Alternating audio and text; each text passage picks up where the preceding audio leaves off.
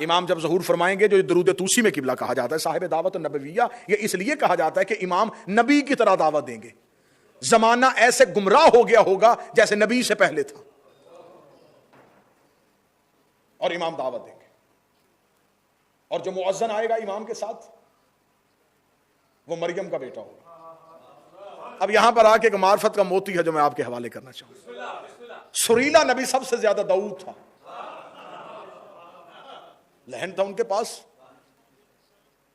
کمال آواز تھی ان کے پاس، لیکن مؤذن جو ہے جناب عیسیٰ کو کیوں رکھا گیا؟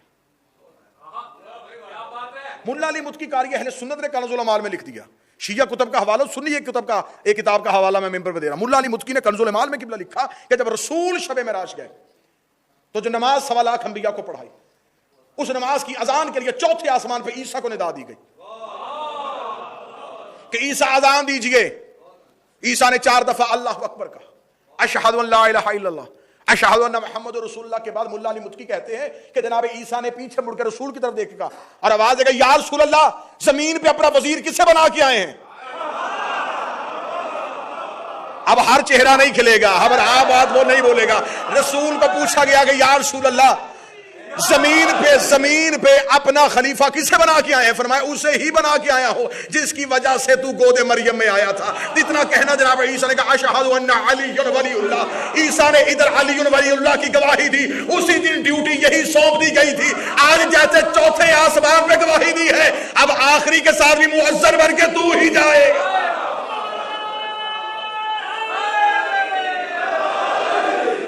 کیونکہ عیسائیت زمانے میں زیادہ ہوگی، عیسائیت کا چرچا زیادہ ہوگا، عیسائیت ہوگی تو خود جناب عیسیٰ آ جائیں گے. جناب عیسیٰ آئیں گے اور میرا 12واں کعبہ کی پوچھ سے جب میرا مالک ظہور فرمائیں گے، میرے مالک کا آنا ہوگا پہلی نماز میرے 12ویں کے ابتدا میں، پیچھے جناب عیسیٰ. اور یہ واقعہ تو ہر گھر کے ہر بچے کو یاد ہے کہ جب میرے مولا کہیں گے تقدم یا ابن مریم، مریم کا بیٹا آگے بڑھ نماز پڑھا، اور جناب عیسیٰ کام کے کہیں گے میری ضرورت کیا ہے کہ میں آپ کو نماز پڑھاؤں، اے فاطمہ کا بیٹا تو نماز پڑھا، فاطمہ کا بیٹا تو نماز پڑھا. اس وقت میرے مولا نماز پڑھائیں گے، جناب عیسیٰ میرے 12ویں کے قدموں پہ اپنا سر رکھیں گے. عیسیٰ جیسا نبی میرے آقا کے قدموں پہ سر رکھ کے دنیا کو پہلا عقیدہ ہی یہ دے گا، جاہلو اپنے عقیدے درست کرو. جس کے آخری بیٹے کے پیچھے عیسیٰ جیسا نبی نہیں پڑھتا، اس کا باپ کسی بت پرست کے پیچھے کیسے پڑھتا؟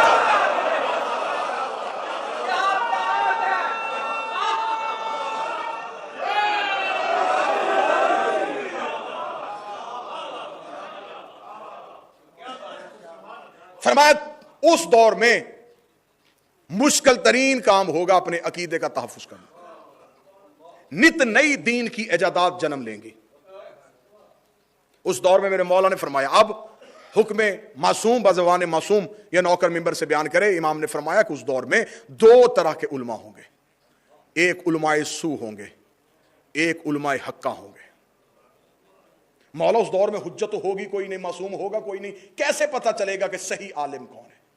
مولا نے فرمایا معیار ایسا دے کے جا رہا ہوں، اس میں پرکھ لینا. اب وہ نشانیاں سنیے گا صاحب. مولا کون سی نشانیاں؟ مولا نے فرمایا پہلی نشانی علماء حقہ کی، علم. جو بھی بات کریں گے علم سے کریں گے. مولا باقی بھی تو علم سے بات کریں گے. امام نے فرمایا علم یہ ہوگا وہ جب بھی بات کریں گے یہ کہیں گے کہ اس معصوم نے کہا.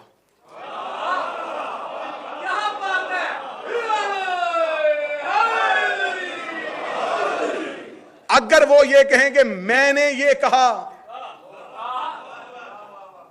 اب میں تو ممبر سے جو چیزیں کتابوں میں ہیں وہ بیان کر رہا ہوں. اگر کہیں کہ میں نے یہ کہا تو سمجھ لینا علماء حق میں سے. معصوم سے بات شروع کریں گے، معصوم پہ ختم کریں گے، کیونکہ وہ ہمارا پیغام تم تک پہنچائیں گے، اپنی طرف سے دین میں تبدیلی نہیں کریں گے. مذہب اہل بیت میں قیاس حرام ہے، قیاس نہیں کریں گے. معصوم سے بات شروع کریں گے، معصوم پہ ختم کریں گے. مولا دوسری نشانی فرمائے حلم، بردباری، برداشت. سوال کرنے والا 70 دفعہ بھی جہالت اور بدتمیزی سے پوچھے، یہ 70 دفعہ بھی جواب حلم سے ہی دیں گے. ان کے ماتھے پہ شکن نہیں آئے گا. یہ پریشان ہو کے گفتگو نہیں کریں گے. مدینے کی ایک عورت میری شہزادی کونین کے پاس ایک ہی سوال لے کے 20 دفعہ آئی, بار بار آئی اور وہی سوال پوچھے. 20ویں آ کے اس نے آقا زادی سے پوچھا, بی بی میں بار بار سوال بدل رہی ہوں, بار بار آ رہی ہوں, بی بی آپ کہیں اس بات پہ ناراض تو نہیں ہو رہی؟ شہزادی کا جواب سنیے گا. میری آقا زادی نے کہا, اگر یہاں 20 سونے کے ڈھیر ہوں تو پہلی دفعہ آئے اور ایک ڈھیر اٹھا لے, دوسری دفعہ آئے اور پھر دوسرا ڈھیر اٹھائے, تو بتا تجھے 20 ڈھیر اٹھانے میں کوئی تکلیف تو نہیں ہوگی؟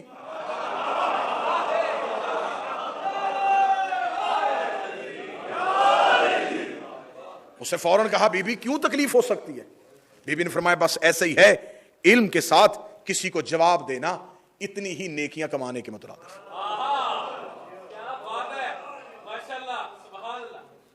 میرے مولا نے فرمایا تھا, کتنا خوبصورت جملہ میرے مولا امیر المومنین کا, مجھے زندگی سے زیادہ پیار ہے میرے بادشاہ کے جملے سے. میرے مولا نے فرمایا کہ اگر انسان وہاں پہ رک جائے جس سے آگے وہ جانتا ہی نہیں تو اختلاف نہ ہو.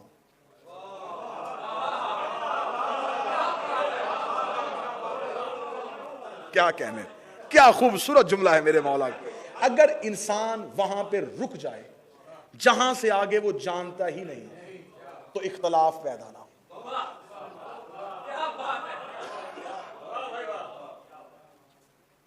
جہاں آ کے اسے یہ خبر ہو جاتی ہے کہ اس سے آگے میں نہیں جانتا, اس سے آگے پھر وہ خود شروع ہوتا ہے.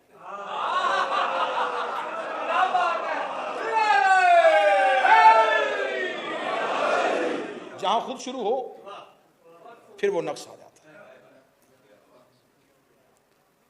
امام نے فرمایا, علم, حلم, خاموشی, یہ علماء حقہ کی نشانی. امام کی رات ہے, میں آپ کو امام کا پیغام سنا رہا ہوں. علم ہوگا, حلم ہوگا, خاموشی ہوگی, خاموش رہیں گے, دنیاوی کاموں میں اپنے آپ کو الجھائیں گے نہیں. اچھا مولا, یہ تو علماء حقہ کی نشانی ہو گئی, علماء سو کی نشانی. امام نے فرمایا, پہلی نشانی سگانے دنیا ہوں گے, دنیا کے کتے ہوں گے. اگر ہمارے کسی عالم کو کسی امیر کے دروازے پہ دیکھو تو سمجھ لینا علماء سو ہے, اور اگر امراء کو ان کے دروازے پہ دیکھو تو سمجھ لینا علماء حق ہے.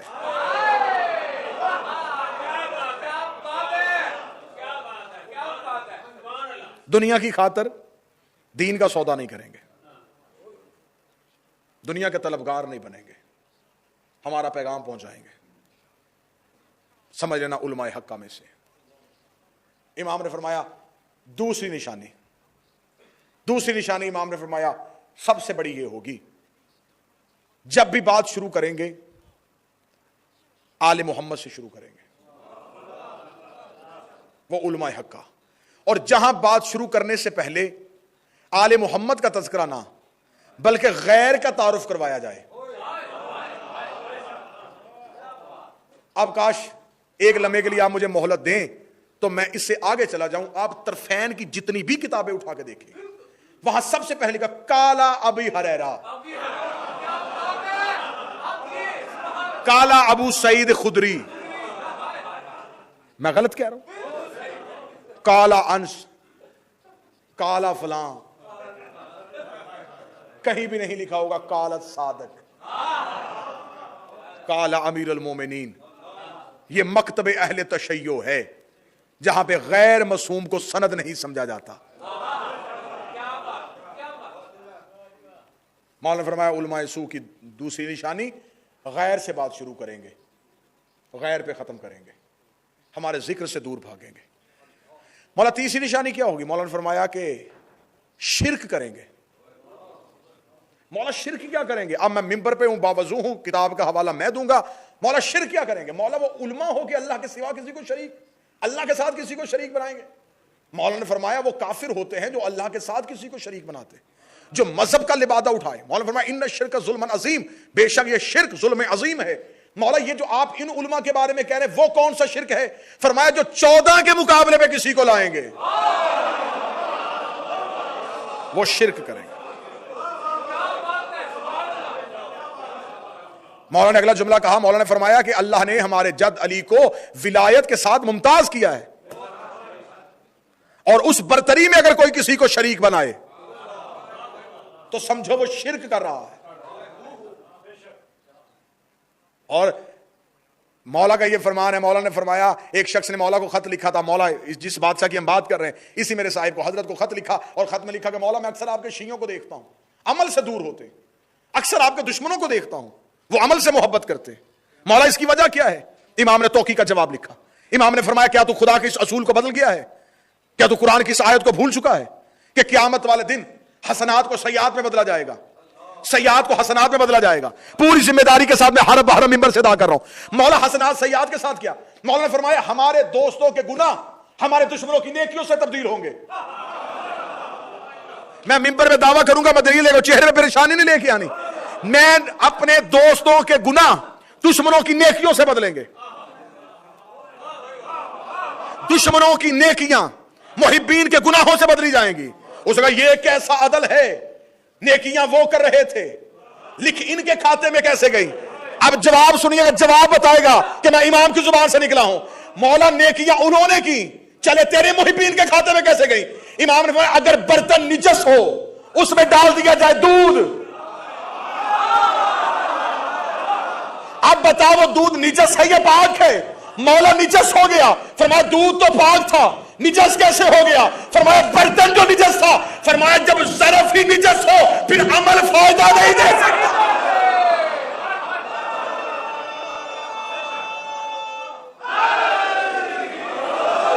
جب ظرف ہی نجس ہو،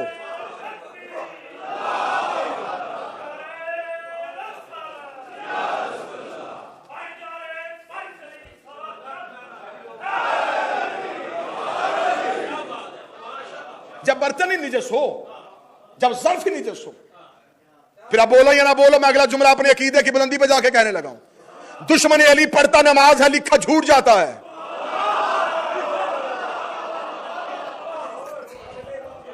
فرمان معصوم ہے کہ کرتا عبادت ہے لکھا گناہ جاتا ہے، عبادت وہ نہیں جسے تو چاہے،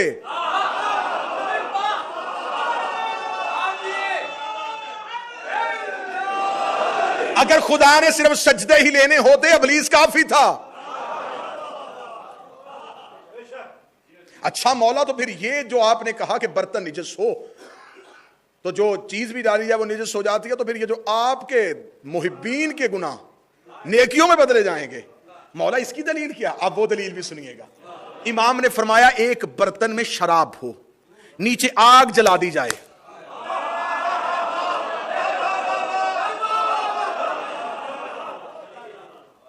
اب وہ عصر شراب ختم، پیچھے رہ گیا سرکہ، سرکہ بھی پاک، برتن بھی پاک، آگ نے دونوں کو پاک کر دیا۔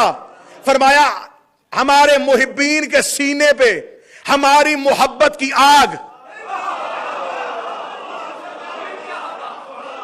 گناہوں کو ختم کر دیتی،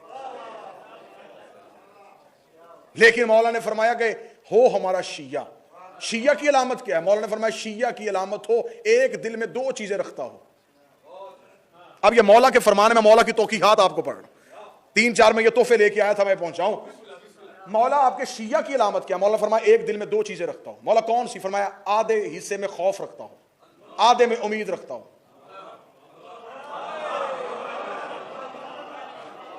قبلہ سے دعا مل گئی، مجھے تسلی ہو گئی کہ لفظ زمین پہ نہیں گیا۔ آدھے حصے میں امید رکھتا ہوں، آدھے حصے میں خوف رکھتا ہوں۔ مولا نشانی کیا ہے؟ امام نے فرمایا نشانی یہ ہے کہ اگر کوئی اسے کہے کہ اللہ ساری دنیا کو جہنم میں ڈال دے گا سوائے ایک کے، اسے اتنا یقین ہو کہ وہ ایک میں ہوں، اور اگر کوئی اسے کہے کہ اللہ ساری دنیا کو جنت میں بھیج دے گا سوائے ایک کے، اسے یہ خوف ہو کہیں وہ ایک میں تو نہیں۔ خوف بھی ہو۔ مولا نے فرمایا تھا کہ ہمارے گھر کی سیرت یہ ہے کہ اتنا خوف نہ دلواؤ کہ وہ رحمت سے نا امید ہو جائیں، اور اتنی امید نہ دلواؤ کہ وہ بے عمل ہو جائیں۔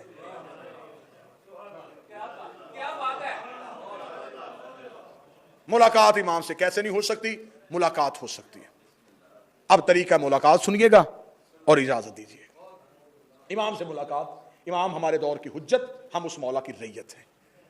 امام کا ظہور، نشانیاں پوری، بہت بڑی بڑی نشانیاں پوری ہو چکی ہیں کہ بیت اللہ کے قریب بلال کے نام پہ ایک مسجد ہوگی، گرا دی جائے گی، گرا دی گئی۔ اس پہ ایک بادشاہ جس کا نام ایک جانور کے نام پہ ہوگا، وہ اپنا محل بنائے گا۔ فہد چیتے کو کہا جاتا ہے، اس نے اپنا محل بنا لیا۔ ایک نفس زکیہ کا قتل ہوگا، یمن سے یمانی خروج کریں گے، سفیان لشکر خروج ہوگا، بڑے بڑے بال، لمبی لمبی داڑیوں والے لوگ گردنیں کاٹیں گے اللہ کے نام پہ۔ آپ پڑھیں تو صحیح علامات ظہور امام، آپ علامات ظہور امام پڑھیں، آپ کو ایسے لگے گا جیسے آج کے دور کی بات ہو رہی ہے۔ فرمایا یہ ساری مکمل نشانیاں ہیں امام کے ظہور۔ مولا اس دور میں آپ کے شیعوں کو کیا کرنا چاہیے؟ امام نے کہا ہمارے ساتھ توسل۔ امام سے ملاقات کی خواہش۔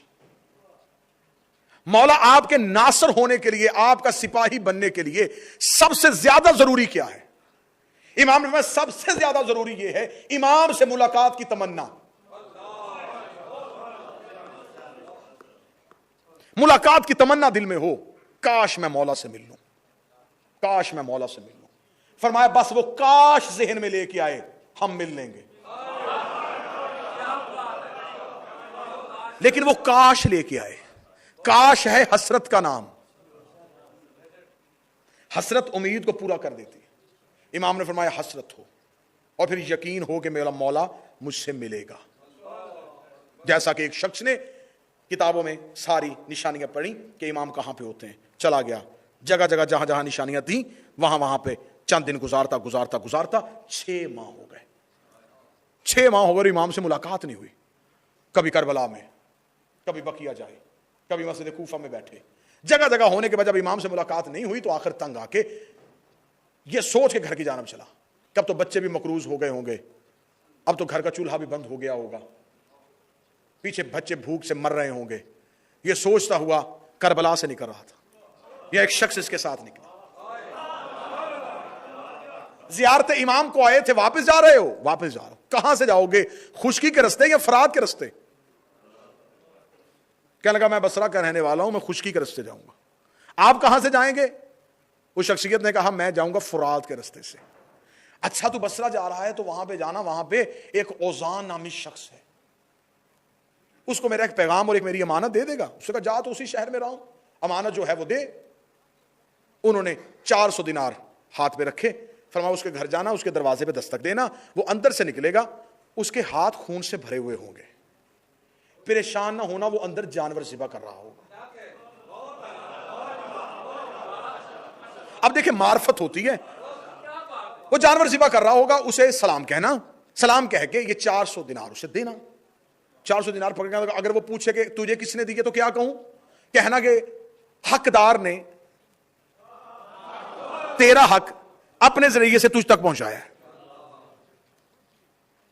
کہہ کے وہ گھوڑے پہ سوار ہو کے جانے لگے، اسے پیچھے سے آواز دے گا اگر وہ پوچھے کہ نام کیا ہے، امام نے گھوڑے سے رخ انور کو پیچھے کہہ دینا کہ ناہیہ مقدس۔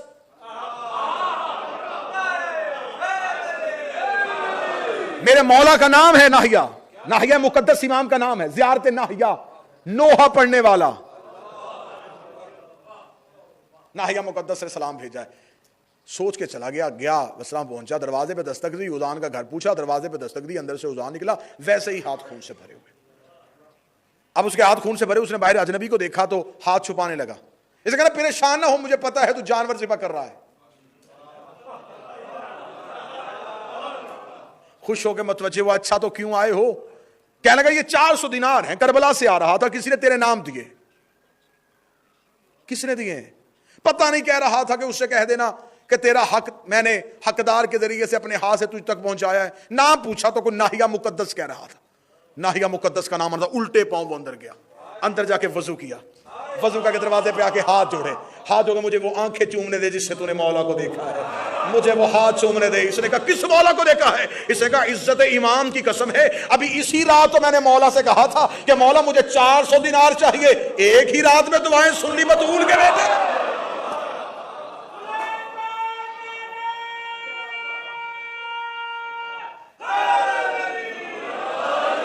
تڑپ گیا گھر جا کے، کر گیا مولا 6 مہینے ہو گئے مجھے شہر شہر کی گلیوں میں پھرتے ہوئے، مولا بتا کے کیوں نہیں آئے؟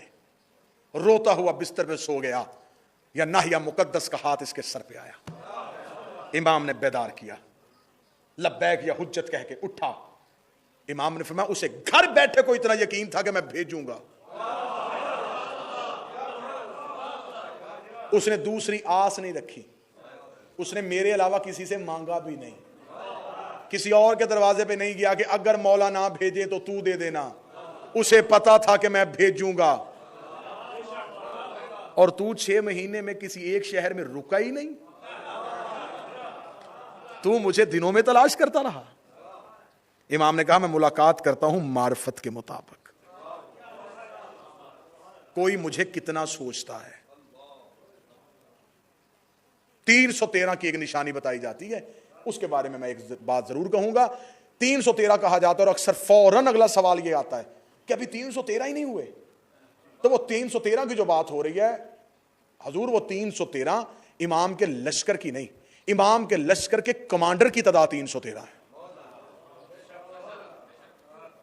ناصرین امام 313 نہیں، ناصرین امام ہزاروں میں ہوں گے، لاکھوں میں ہو سکتے ہیں۔ 313 لشکر کے سپاہ سالار ہیں، اور وہ جو 313 ہیں ان میں مال کے اشتر بھی ہیں، ان میں کمبر بھی ہے، ان میں میسم تمار بھی ہے، ان میں امار یاسر بھی ہے۔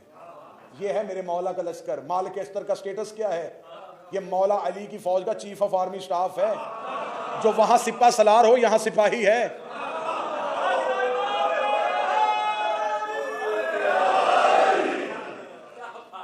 تین 313 امام کے کمانڈر ہوں گے۔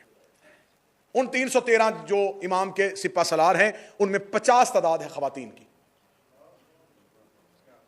ان کی نشانی کتابوں میں یہ لکھی ہے کہ وہ عورتیں، ان کے حوصلے پہاڑ سے زیادہ سخت ہوں گے، وہ امام کے لشکر میں شامل ہوں گی۔ اب پوری ممبر کی ذمہ داری کے ساتھ جتنا میں نے اپنی معرفت کے مطابق اس مولا کی معرفت کے لیے جتنے بھی ذخائر حاصل کرنے کی کوشش کی ہے، ان میں ایک روایت تواتر کے ساتھ نقل ہوئی ہے۔ امام نے فرمایا، کیونکہ میں اس ٹائم سرزمین برطانیہ میں آپ سے مخاطب ہوں تو یہ جملہ میں کہنا ضرور چاہوں گا کہ میں نے خود اپنی آنکھوں سے روایت کو پڑھا کہ امام نے فرمایا کہ ایک جماعت میری نصرت کے لیے وہاں سے آئے گی جو مغرب کی تہذیب میں پلے ہوئے ہوں گے، اور عارفین نے اس کی نشانی بیان کی ہے کہ یہ یورپ میں مقیم امام حسین کے عزادار اور محبین ہیں جن کی طرف امام نے اشارہ کیا ہے، تاکہ وہ ایک لمحے کے لیے بھی یہ نہ سوچیں کہ اگر ہم اسلامی ملک میں نہیں تو شاید ہم مولا کی لشکر میں شامل نہیں ہیں۔ امام نے اپنی نشانیوں میں سے ایک نشانی کو یہاں بیان کر دیا۔ اب امام کی طرف بلایا جائے گا، اب ہم نے امام کی طرف جانا کیسے ہے؟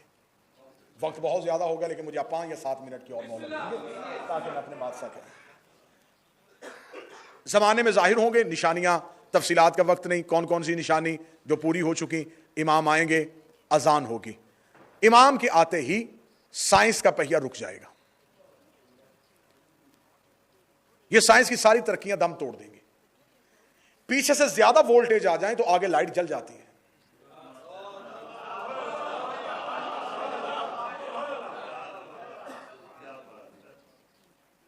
کثرت نور، حقیقت کبریائی، زمانے کی ہر ترقی کو ایسے روک دی کہ زمانہ بالکل ایسے رک جائے گا جیسے بستر گرم رہا تھا اور کنڈی ہلتی رہی تھی۔ کائنات پہ کنٹرول ہوگا وارث کا، ملائکہ کی فوج زمین پہ اتر آئے گی، صدا دی جائے گی، بیت اللہ سے ایک اذان اٹھے گی، امام ہوا کو حکم دیں گے کہ جو زبان سمجھتا ہے اسے اس کی زبان میں جا کے بتا کہ امام آ گئے ہیں۔ ہوا ٹرانسلیٹر کا کردار ادا کرے گی، جو زبان سمجھتا ہے، فارسی والے کو، عربی والے کو، اردو والے کو، انگلش والے کو، اس آواز میں مولا کی صدا کو پہنچایا جائے گا۔ امام نے فرمایا کہ اس وقت سب سے پہلا امتحان ہوگا شیعت کا۔ اب یہ دیکھیے کوئی بھی وقت امام کی صدا آ سکتی ہے، ہر رات کو یہ سوچ کے باوضو ہو کے سونا چاہیے کہ شاید آج رات ہمارا مولا ہمیں بلا لے، ہمیں پکار لے۔ امام نے فرمایا کہ اس ٹائم سب سے پہلا امتحان ہوگا۔ پہلا امتحان کیا ہوگا؟ جو امام کے ظہور پہ مکمل یقین رکھتے ہوں گے اور امام کی مکمل معرفت کے ساتھ ہمکنار ہوں گے، جب امام کی صدا سنیں گے وہ اٹھ کے کھڑے ہو جائیں گے, یہ نہیں سوچیں گے کہ جانا کیسے ہے. سرکار جب خطبہ دیا جاتا ہے تو خطبے میں جب امام کا نام آتا ہے, تمام معصومین کے نام پہ آپ بیٹھے رہتے ہیں, جب امام کا نام آتا ہے تو کھڑے ہو جاتے ہیں. یہ کھڑا ہونا عزت کی وجہ سے نہیں, اگر عزت کی وجہ سے کھڑا ہونا ہوتا تو اس کے نام پہ کیوں نہیں کھڑے ہوئے جس کے نام پہ نبی بھی کھڑا ہو جاتا تھا. پھر ہر نام پہ کھڑا ہونا چاہیے تھا نا. امام کے نام پہ فوراً کھڑے ہونے کا حکم اس لیے ہے کہ یہ نام اتنا تمہیں معرفت پہ بلند لے جائے کہ جب بھی یہ نام پکارا جائے تم نصرت کے لیے کھڑے ہو جاؤ. پھر تمہارے پاس یہ نہ ہو کہ شاید جانا ہے تو کیسے جانا ہے. اب قرآن کے اندر دو طرح کے لطف پائے جاتے ہیں, ایک قرآن اپنا ظاہری تاثیر رکھتا ہے اور ایک قرآن ایک باطنی تاثیر رکھتا ہے. ظاہری تاثیر کی جاتی ہے جیسے میں نے کہا کہ معرفت عامہ اور معرفت خاصہ, عوام کے لیے معرفت. قرآن اپنے معنی قاری کو دیکھ کے قرآن معنی اگلتا ہے. جملہ اپنے سر سے گزارا, میں دوبارہ کہہ دیتا ہوں. قرآن قاری کو دیکھ کے اپنی معنی کو ابھارتا ہے. استاد منیر نیازی کا یہ بڑا خوبصورت جملہ ہے, وہ کہتے ہیں قرآن کی آیتیں اتنی حسین ہیں کہ یہ بے ضمیر لوگوں سے پردہ کرتی ہیں, چھپ جاتی ہیں. سامنے شخص بے ضمیر ہو تو آیت اپنا آپ چھپا لیتی ہے. وہ آیت صرف اسے ظاہری متن دیتی ہے جو وہ لینا چاہتا ہے. کہ بلا قرآن میں آیت ہے, خدا قرآن میں کہتا ہے اس قرآن میں مومنین کے لیے شفا ہے, ظالمین میں خسارے کے علاوہ کچھ نہیں ہے. جو اٹھانا چاہے گا قرآن وہ دے گا. اب قرآن کی ایک ایک آیت کئی معنی رکھتی ہے.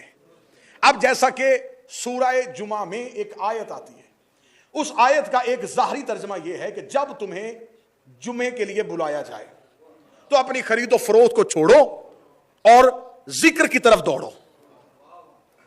امام صادق کی بارگاہ میں ایک شخص بیٹھا, اللہم صلی علی محمد علیہ. بس یہ آخری روایت پڑھوں گا اور میں آپ کی زحمت تمام کروں. نام تھا اس کا سہل ابن سعید. اس نے کہا مولا یہ جو سورہ جمعہ میں آیت ہے کہ جب تمہیں جمعہ پکارے تو فوراً اس ذکر کی طرف دوڑو.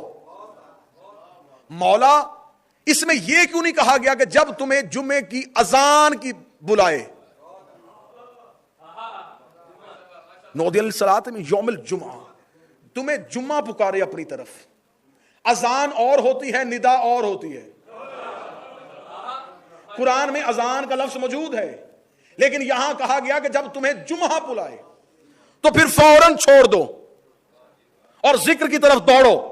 سہل بن سعد نے کہا مولا یہ کیا اشارہ کیا جا رہا ہے, جبکہ آپ کے جد نے فرمایا ہے کہ جب بھی مسجد کے لیے جاؤ وقار کے ساتھ جاؤ, رک کے جاؤ, اطمینان سے جاؤ, ٹہر کے چلو. وہاں کہہ رہا ہے کہ عبادت کے لیے جاؤ تو وقار کے ساتھ جاؤ, یہاں خدا کہہ رہا ہے کہ جب جمعہ کی طرف دوڑو تو پھر اس ذکر کی طرف دوڑ کے جاؤ. امام نے فرمایا یہ جو جمعہ ہے یہ ہے ہمارے آخری بیٹے کا نام, اور خدا کہنا یہ چاہ رہا ہے کہ جب تمہیں ہماری آخری حجت پکارے پھر دنیا کو چھوڑ کے ذکر کی طرف دوڑ کے جاؤ, پھر اس ذکر کی طرف دوڑو. امام بلائیں گے اور ہمیں امام کے لشکر میں شامل ہونے کے لیے. اگر جس نے اٹھ کے سوچا کہ آواز تو آئی, جاؤں کیسے, ٹرین سے, جہاز کا ٹکٹ لوں, کیسے پہنچوں گا, بس جس نے یہ سوچا کیسے, وہ رہ گیا. جس نے اٹھتے ہی کہا لبیک یا ابن رسول اللہ, امام کہتے کہ بس جس نے اٹھتے ہی ہم پہ اتنا یقین, یہ پریکٹس ہے, یہ جو ہے یہ ہم امتحان سے گزرے, یہ ہے ہم نے نصرت کی تیاری کرنی. اس ٹائم پہ ہم نے یہ سوچ لینا کہ جب بھی آواز آئے ہم نے سوچنا نہیں, ہم نے لبیک کہہ کے اٹھنا ہے. حبیب نے پوچھا نہیں تھا کہ 10 محرم کو لڑنا کیسے ہے.